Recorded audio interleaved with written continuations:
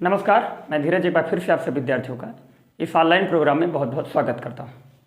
प्रिय साथियों, जैसा कि आप सभी को यह ज्ञात होना चाहिए कि उत्तर प्रदेश सरकार द्वारा यूपीपी और यूपीएसआई की भारी संख्या में वैकेंसी निकाली गई हैं और उसमें आपको भली भांति यह जानकारी होना चाहिए कि मैथ और रीजनिंग के बेस पर ही सिलेक्शन होना है और जिसमें मैथ के एक बहुत ही इंपॉर्टेंट सेक्शन जिसका नाम है मेंसुरेशन, जिसे हम लोग बोलते हैं क्षेत्रमिति, आज इस वीडियो में पढ़ने वाले हैं।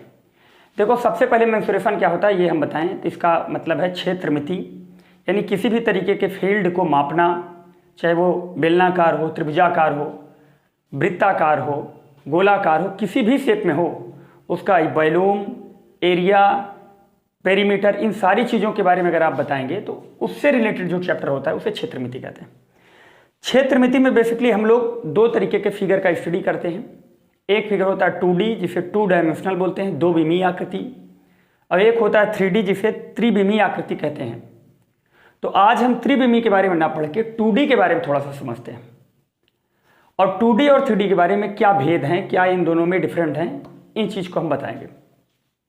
देखो, 2D क्या है, जैसे हमने कहा कि आप मेरी तस्वीर पेपर और पेन की सहायता से बनाइए, तो अगर मैं इस सावधान मुद्रा में अगर खड़ा हो जाऊंगा तो आप मेरा आगे का पॉकेट बनाएंगे, बट पीछे का पॉकेट बनाना उस पेज में पॉसिबल नहीं है।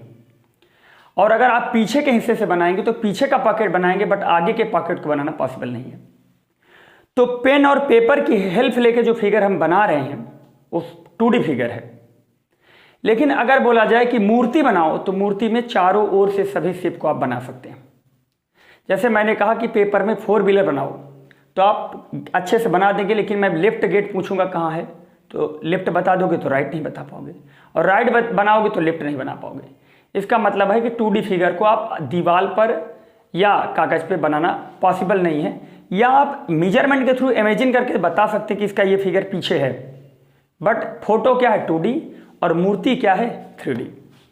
तो 2D के बारे में बहुत सारी चीज़ें हैं, जैसे हम आपको बताएं वृत्त है, त्रिभुज है, चतुर्भुज है, आयत है, और बहुत सारे टॉपिक हैं जो 2D में हम पढ़ते हैं। 3D में है बेलन है, शंकु है, छिन्नक है, गोला है, अर्धगोला है, इन सारी चीज़ों के बारे में पढ़ते हैं। तो फर्स्ट ऑफ ऑल हम लोग 2D को स्टार्ट करते हैं, और 2D में एक बहुत ही इंपॉर्टेंट टॉपिक जिसका नाम है सर्कल, उसके बारे में आज हम आप लोगों को बताने वाले हैं। देखो, वृत्त क्या है, तो अगर वृत्त की हम बात करें तो ये है बेसिकली सर्कल, और ये जो सर्कल का सेंटर होता है। तो देखो, वृत्त क्या है, किसी निश्चित बिंदु से निश्चित दूरी पे खींचा हुआ पथ, किसी निश्चित बिंदु से किसी निश्चित दूरी पर वलयाकार खींचा हुआ पथ, जिसे हम वृत्त कहते हैं। और वृत्त और गोले में अंतर जान लीजिए, चूड़ी क्या है, वृत्त है, और फुटबॉल क्या है, गोला। और आपका जो सर्कल है, सर्कल जो है वो आपका 2D फिगर है और गोला आपका 3D फिगर है। तो वृत्त के बारे में हम बताएं तो ये वृत्त का चित्र है, और इस पॉइंट को हम लोग बोलते हैं सेंटर, जिसे हम लोग हिंदी में बोलते हैं वृत्त, और इसे हम लोग बोलते हैं परिधि। कई नाम है इसके, परिमाप नाम है। देखो, हम बता दे रहे हैं, सब लिख नहीं रहे, परिधि, परिमाप, परिसीमा, परिक्षेत्र, परिमिति, बहुत सारे इसके नाम हैं। इसे हम लोग इंग्लिश में बोलते हैं सरकमफ्रेंस या पेरीमीटर। और आप लोग जानते हैं कि ये वृत्त की त्रिज्या होती है, जिसे हम लोग बोलते हैं R से लिखते हैं। तो त्रिज्या क्या है, केंद्र से परिधि तक की दूरी को हम लोग त्रिज्या कहते हैं। और अगर इसे हम आगे ऐसे बढ़ा दें तो ये भी R हो जाएगा। तो R और R मिल के हो जाएगा 2R, और जो होता है D के बराबर। तो हम बोल सकते हैं कि एक वृत्त में अनंत त्रिज्याएं होती हैं और अनंत व्यास होते हैं। व्यास क्या है, केंद्र से खींची गई वह रेखा जो वृत्त के परिधि को दो बिंदु पर स्पर्श करती है उसे व्यास कहते हैं, और जो व्यास होता है वो त्रिज्या का डबल होता है, और व्यास की संख्या किसी भी वृत्त में अनंत हो सकती है। आप चाहे जितने खींचे सेंटर से आप परिधि के 2 पॉइंट्स पर टच करवाएं तो चाहे जितने सर्कल खींच सकते हैं, और त्रिज्याएं कितनी हो सकती हैं, अनंत हो सकती है। मैं आशा करता हूं कि दोनों पॉइंट आपके बेहतरीन तरीके से क्लियर हो गए होंगे। तो आप एक कंक्लूजन यहाँ दिमाग में लाएंगे कि D बराबर होता है 2R, तो R बराबर यहाँ बोल सकते हैं कि D बाई होता है 2। ये 2 पॉइंट हो गए। अगर मैं बोल दूं कि यहाँ पे अगर कोई ऐसी रेखा खींच दे तो इस चीज को बोलते हैं वृत्त की स्पर्श रेखा। और आप लोग जानते हैं कि किसी भी वृत्त में अनंत स्पर्श रेखाएं हो सकती हैं, टैजेंट लाइन, एक वृत्त में अनंत स्पर्श रेखाएं हो सकती हैं, इसे हम लोग बोलते हैं टैजेंट लाइन। तो आप क्या जान समझे, परिमाप क्या है, स्पर्श रेखा क्या है और व्यास क्या है, ये 3 पॉइंट। अगर वृत्त के अंदर परिधि को कोई वृत्त के अंदर की रेखा 2 बिंदु पर टच करती है तो उसे हम जीवा बोलते हैं, जिसे इंग्लिश में बोलते हैं कॉर्ड। तो एक वृत्त में कितनी जीवाएं हो सकती है, तो आप बोल सकते हैं अनंत जीवाएं। और अगर वृत्त के अंदर कोई इस तरीके की रेखा खींच देंगे तो इसे बोलते हैं छेदक रेखा, इंटरसेक्ट लाइन, और इनकी भी संख्या वृत्त के अंदर अनंत होती है। और अगर हम बात करें तो एक पॉइंट ये समझिए कि अगर यहाँ पे हम वृत्त ये खींचेंगे तो जीवा है, ये खींचेंगे तो जीवा है, और ये भी खींचेंगे तो जीवा है। तो भैया व्यास क्या है, वृत्त की सबसे बड़ी जीवा है। तो सबसे पहले सर्कल के बारे में हम लोगों ने पढ़ा कि छेदक रेखा क्या है, जो वृत्त के अंदर भेदती हुई कोई रेखा जाए। परिमाप क्या है, वृत्त के चारों ओर का जो फील्ड है वो वृत्त का परिमाप या परिधि है। वृत्त के परिधि पर या परिमाप पर किसी एक बिंदु पर स्पर्श करने वाली रेखा को हम लोग स्पर्श रेखा बोलते हैं। इनकी भी संख्या वृत्त के अंदर अनंत होती है। और आप जानते हैं एक वृत्त में जीवाएं भी अनंत होती हैं, और जो व्यास होता है वह त्रिज्या का 2 गुना होता है। इतनी पॉइंट अगर आप समझ गए हैं तो अब हम आपको समझाने वाले हैं कि वृत्त का एरिया क्या है, जो आपको पढ़ना है। देखो बेसिकली हम आपको समझाएं तो 2D फिगर में हम लोग पढ़ने वाले हैं केवल और केवल पेरीमीटर एंड एरियाज में, और 3D में हम पढ़ने वाले हैं वॉल्यूम। तो इतनी बात अगर आपके समझ में आ गई है तो अब हम आपको समझा रहे हैं कि देखो, पहली चीज ये सर्कल होता है, ये वृत्त होता है। 1 मिनट थोड़ा सा मार्कर सही लें।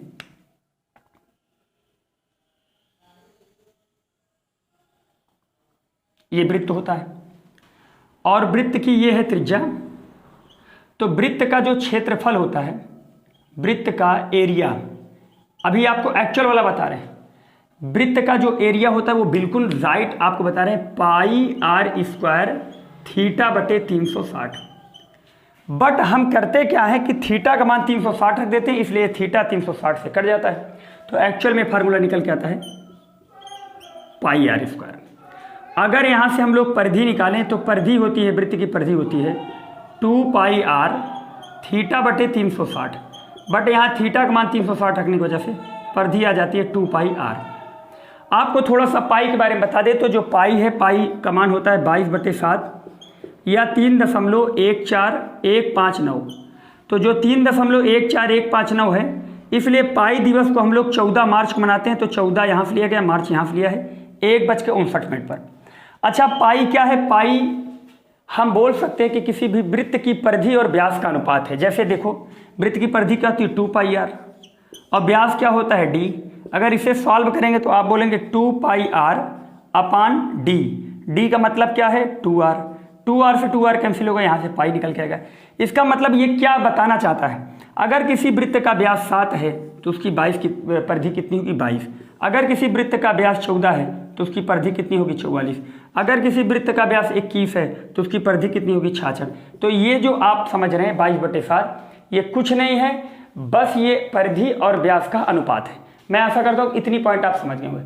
अगला पॉइंट इसमें हम आपको समझाने वाले हैं कि अगर वृत्त के अंदर किसी एंगल से इस तरीके की चीजें बनाई जाएं तो एक चीज जानते हैं, इसे हम लोग बोलते हैं लघु त्रिज्य खंड, लघु त्रिज्य खंड, और इसे बोला जाता है दीर्घ त्रिज्य खंड, दीर्घ त्रिज्य खंड। तो एक चीज आप जानते हैं ये थीटा है, तो इसका अगर हम एरिया निकालना चाहें तो इसे हम दूसरे लैंग्वेज में सेक्टर भी बोलते हैं। क्या बोलते हैं, सेक्टर। अगर सेक्टर का एरिया हम लोग निकालने की बात करें तो सेक्टर का एरिया जो होता है वो होता है πr² θ/360। मैं आशा करता हूँ कि ये पॉइंट आप अच्छे तरीके से समझ गए हों। देखो क्या है, चूंकि आप जानते हैं ऑफलाइन के क्लास में नहीं है, आपको टू द पॉइंट अगर बात करेंगे तो आपके ज़्यादा लाभ की बात करेंगे। और अगर हम बहुत ज़्यादा एक्सप्लेन करके चीज़ों को बहुत ज़्यादा खींचे जो पॉइंट से बाहर हैं तो वो ज़्यादा वीडियो लंबा भी हो जाएगा और आप टॉपिक को समझने में भी आपके लिए समस्या उत्पन्न होगी। ये होता है अर्धवृत्त, जिसे हम लोग बोलते हैं सेमी सर्कल। अर्धवृत्त जिसे हम लोग बोलते हैं सेमी सर्कल। सेमी सर्कल के बारे में थोड़ा सा समझ लेते हैं। अगर पूरे वृत्त का जो एरिया होता है वो होता है πr², तो आधे वृत्त का हो जाएगा πr²/2। एरिया क्या है यार, एरिया यही है, अंदर की जो जगह है इसे एरिया बोलते हैं।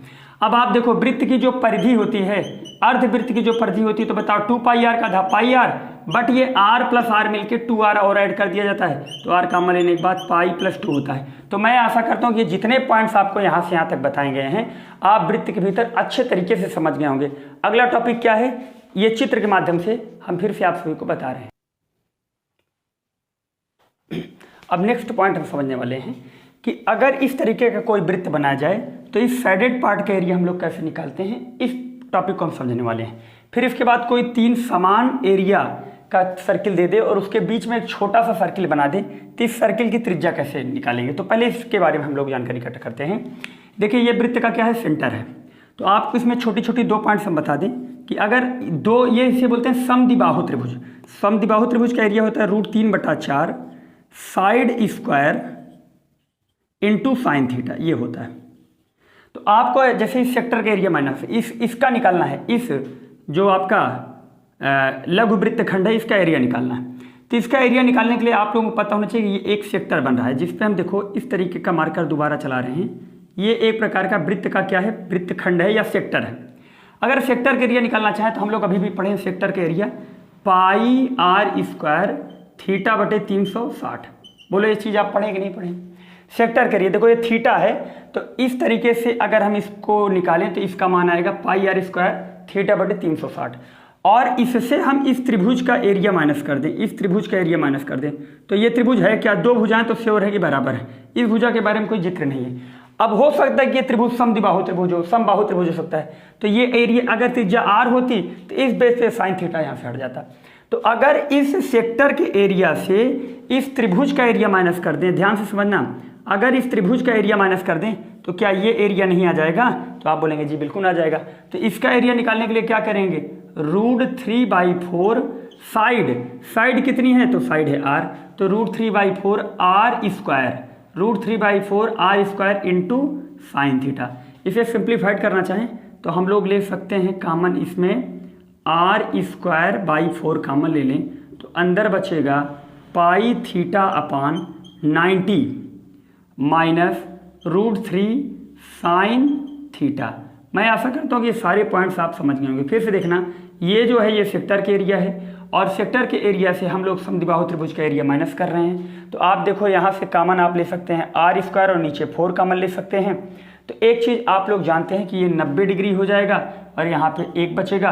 तो मैं आशा करता हूँ कि शेडेड एरिया निकालने के लिए आपको रेडियस दिया जाएगा, यहाँ पे रेडियस की वैल्यू पुट कर देंगे, पाई का मान रख देंगे और थीटा दिया जाएगा, थीटा रखेंगे और शेडेड एरिया का आप अच्छे तरीके से फाइंड कर लेंगे।